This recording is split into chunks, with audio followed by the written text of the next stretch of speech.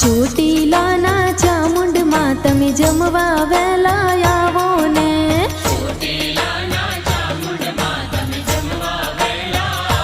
હા, 7 વારના 7 ભોજન જમવા વહેલા આવો ને.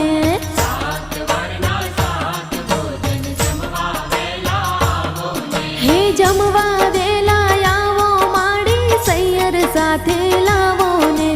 જમવા